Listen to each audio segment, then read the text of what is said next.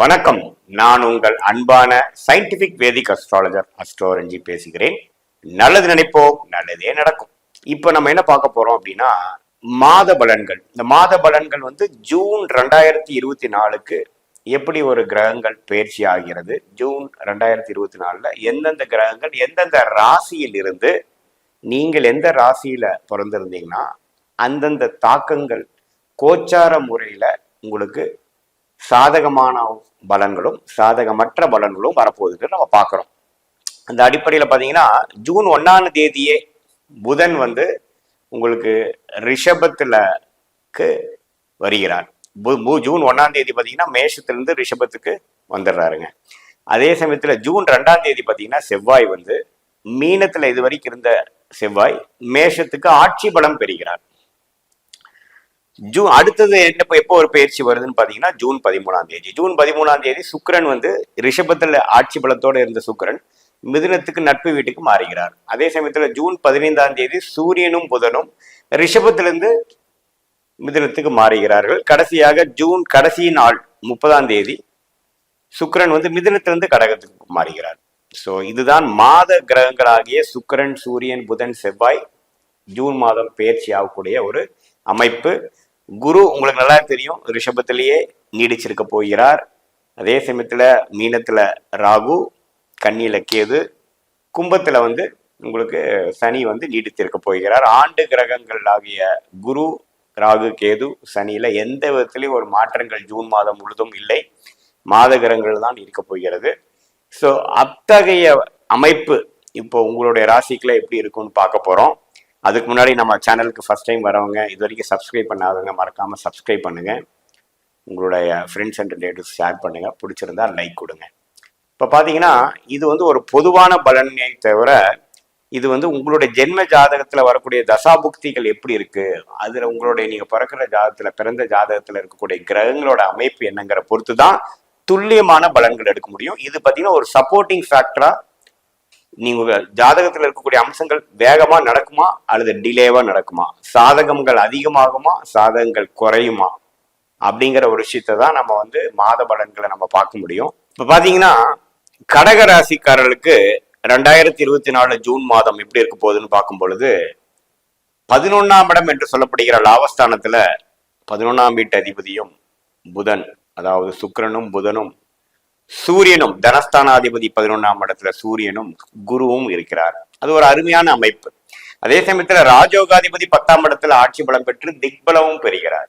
So இது ஒரு இந்த முதல் ஆஃப் என்று சொல்லப்படுகிற ஜூன் 1ஆம் தேதியிலிருந்து 15ஆம் தேதிக்குள்ள பாத்தீங்கன்னா இந்த அமைப்பு நல்ல ஒரு அமைப்பு. கடகராசிக்காரர்களுக்கு ஆல்ரெடி அஸ்தம சனியில பாதிக்கப்பட்டவங்க இருக்கிறவங்களுக்கு ஒரு நல்ல ஒரு டிஃபரெண்டான ஒரு ஒரு ஒரு ஒரு மாதிரியான ஒரு காலத்தில், அஸ்தம சனி காலத்தில் ஒரு நல்ல ஒரு ஸ்ட்ரெச், நல்ல ஒரு காலகட்டம், ஒரு திடீர் ஒரு சில விஷயங்கள்ல ஜெயிக்கக்கூடிய அமைப்பு, திடீர் வரவு வரக்கூடிய அமைப்பு, ஒரு திடீர்னு ஒரு 2 கதவு திறந்து அப்பாடா ஒரு சில விஷயங்கள் முடிந்து, பழைய பிரச்சனைகள்ல 2-3 கழுத்துல கத்தி இருக்கிற மாதிரி இருக்கிற பிரச்சனைகள் முடிந்தது அப்படிங்கிற மாதிரி ஒரு நல்ல அமைப்பு கொடுக்கக்கூடிய மாதமாக குறிப்பா முதல் 2 வாரங்கள் அப்படி இருக்கிறது.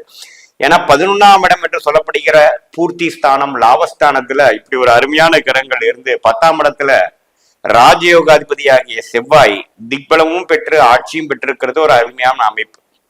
பட் என்னதான் இருந்தாலும் 8ஆம் இடத்துல சனி இருக்கிறாருங்கிறத நம்ம மறந்துடக்கூடாது. அஸ்தம சனி நடக்கும் பொழுது இந்த 15 நாட்கள் ஒரு அருமையான ஒரு மாற்றத்தை கொடுத்து அடுத்த 15, அதாவது ஜூன் 16லிருந்து 30 வரைக்கும் கூடிய செகண்ட் ஆஃப் பாத்தீங்கன்னா 12ஆம் இடம் என்று சொல்லப்படுகிற விரயஸ்தானத்துக்கு சூரியன், புதன், சுக்கிரன்லாம் வராங்க.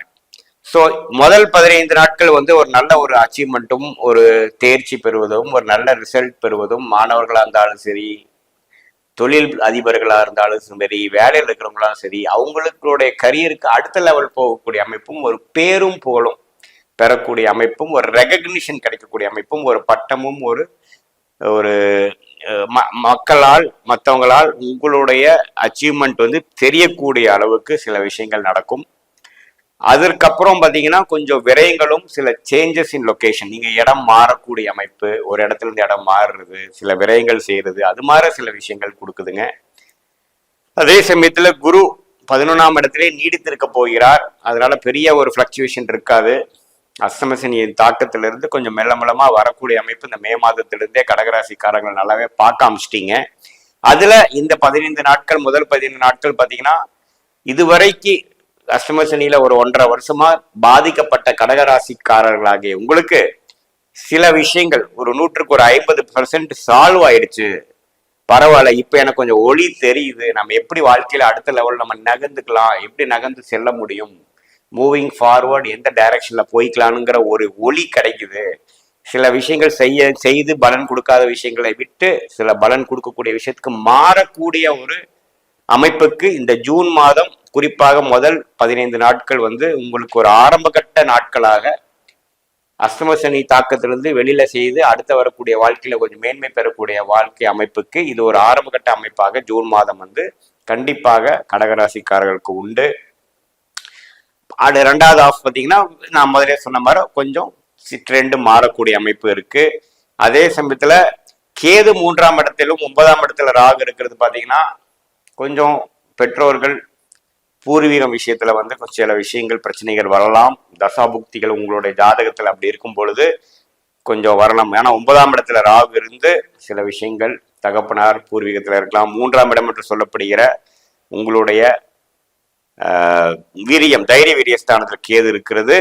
கொஞ்சம் உங்களுடைய தகவல் தொடர்பு கம்யூனிகேஷன்ல எல்லாம் கொஞ்சம் பார்த்துருக்க வேண்டியிருக்கும். பட் என்னதான் இருந்தாலும் குருவின் 5ஆம் பார்வை பெறுவது அவ்வளோ ஒன்றும் பெரிய டிஸ்டர்பன்ஸ் கொடுத்துறாது.